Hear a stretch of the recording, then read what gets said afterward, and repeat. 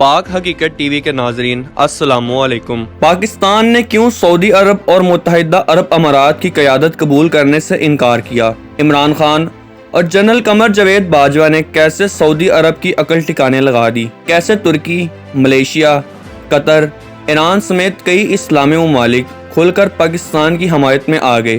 آنے والے دنوں میں 57 اسلامی ممالک کی قیادت کون سا اسلامی ملک کرے گا؟ کیا وہ وقت آ گیا ہے کہ اقوام عالم کے فیصلے پاکستان میں ہوں گے؟ سعودی عرب نے پاکستان کا تیل بند کر دیا یا لاکھوں پاکستانیوں کو واپس بھیجا تو پھر پاکستان کیسے بھرپور جواب دے گا؟ اسلامی دنیا کے نئے اتحاد کی ضرورت کیوں؟ اسلامی دنیا کی واحد ایٹمی طاقت کو اب کیسے OIC کی چھٹی کروا کر مہاتیر محمد کے خواب کو پورا کرنا چاہیے؟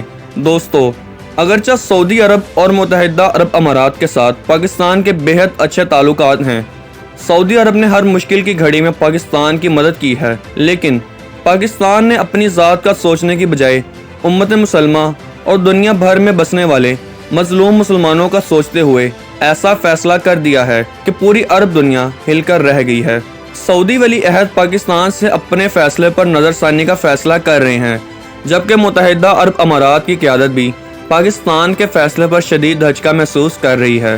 کشمیر میں 80 لاکھ مسلمانوں پر بھارت نے جب اپنے مظالم کی تمام حدیں پار کرتے ہوئے بدترین کرفیو لگایا تو پاکستان نے عرب قیادت سے مطالبہ کیا کہ بھارت کو مسلمانوں کے خلاف اس انتہا پسندانہ اقدام سے باز رکھنے کے لیے اپنا کردار ادا کریں، لیکن سعودی عرب اور متحدہ عرب امارات نے ایسا کرنے کی بجائے پاکستان کی بات انسنی کر دی۔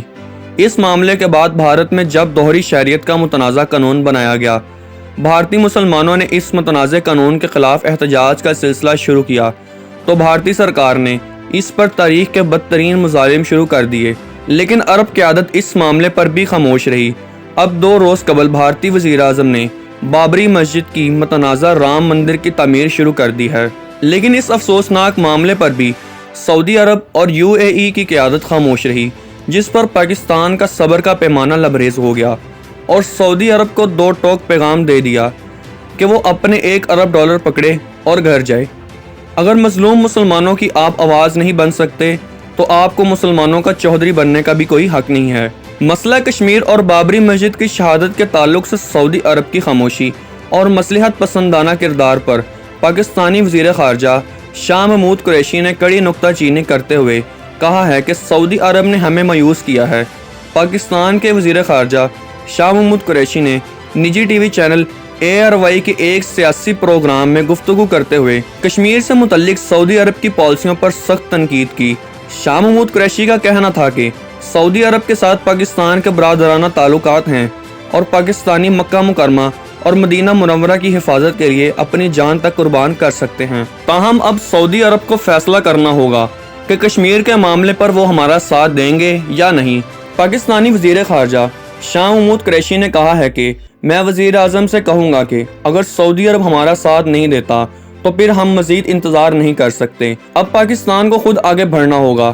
انہوں نے مزید کہا ہے کہ سعودی عرب نے ملیشیا کانفرنس میں شرکت نہ کرنے کا کہا تھا، جس کے بعد ہم نے کانفرنس میں شرکت نہ کرنے کا فیصلہ کرنا پڑا۔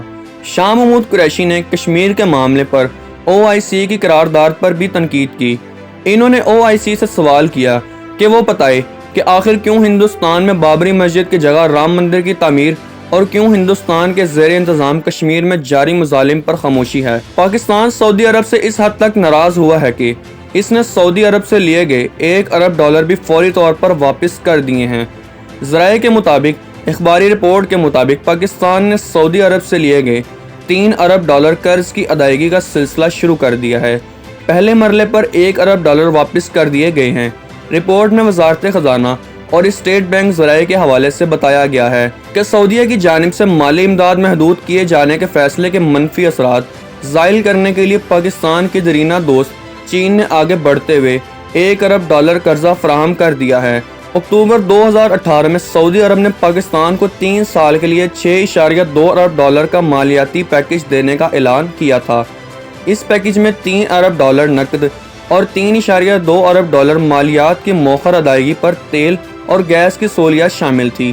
پاکستان نے اب فیصلہ کیا ہے کہ اپنا سوچنے کی بجائے امت مسلمہ اور اسلامی ممالک کا سوچنا ہے۔ اگرچہ پاکستان نے گزشتہ برس ہی ایران، ملیشیا، ترکی کے ساتھ مل کر ایک ٹی وی چینل کے علاوہ تمام مسلم ممالک کو ملا کر ایک فورم بنانے کا فیصلہ کیا تھا، لیکن سعودی حکومت کے مطالبے پر پاکستان نے اس فورم کے بنانے کے عمل کو روک دیا تھا۔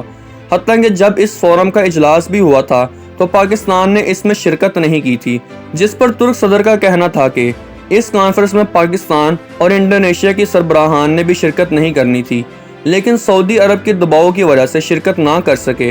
انہوں نے کہا کہ سعودی عرب اور متحدہ عرب امارات نے ایسا پہلی بار نہیں کیا، بلکہ وہ ہمیشہ ہی ایسا کرتے چلے آ رہے ہیں۔ صدر رجب طیب اردوغان نے ملیشیا واپسی پر اخبارنامہ نگاروں سے بات چیت کرتے ہوئے کہا ہے کہ ملیشیا میں وزیر اعظم مہاتیر محمد کی کاوشوں کے نتیجے میں منعقد ہونے والی کانفرنس میں ترکی، ملیشیا، قطر اور ایران کے سربراہان کے علاوہ مختلف اسلامی ممالک کے نمائندوں نے بھی شرکت کی۔ اس کانفرنس میں عالم مسائل کو درپیش مسائل کا جائزہ لیا۔ انہوں نے ایک سوال کا جواب دیتے ہوئے کہا کہ سعودی عرب اور متحدہ عرب امارات نے ایسا پہلی بار نہیں کیا، بلکہ وہ ہمیشہ سے ہی ایسا کرتے چلے آ رہے ہیں۔ سعودی عرب نے پاکستان پر دباؤ ڈالنے کا سلسلہ جاری رکھا ہوا ہے۔ سعودی عرب نے پاکستان کے اسٹیٹ بینک کو کچھ رقم ضمانت کے طور پر جمع کروا رکھی ہے، اور اس کے نتیجے میں حکومت پاکستان نے سعودی عرب کو چند ایک یقین دہانیاں بھی کروا رکھی ہیں۔ اس سے بڑھ کر سعودی عرب میں 4 ملین کے لگ بھگ پاکستان کے مزدور کام کرتے ہیں، جنہیں واپس پاکستان بھیجنے اور ان کی جگہ بنگلہ دیش کے مزدوروں کو نوکریاں دینے کی دھمکی دی ہے، جس کے نتیجے میں پاکستان کے وزیر اعظم عمران خان نے پہلے سے پلان شدہ سربراہی اجلاس میں شرکت کرنے کا اپنا ارادہ بدل دیا تھا۔ صدر اردوغان نے کہا تھا کہ سعودی عرب نے پاکستان میں اسٹیٹ بینک میں ضمانت کے طور پر جمع شدہ رقم کو بھی واپس لینے کی دھمکی دی تھی، جس کی وجہ سے پاکستان کو اپنے فیصلے پر نظر ثانی کرنا پڑی۔ سعودی عرب نے دباؤ کے نتیجے میں انڈونیشیا میں بھی کانفرنس میں شرکت نہ کرنے کا آخری لمحوں پر فیصلہ کیا۔ صدر اردوغان نے کہا تھا کہ اللہ کا شکر ہے کہ سعودی عرب اتنی جراحت نہیں کر سکتا کہ وہ ترکی پر دباؤ ڈالے۔ ترکی اپنے پاؤں پر خود کھڑا ہے اور ترکی کے لیے سب دروازے خود ہی کھولے جاتے ہیں۔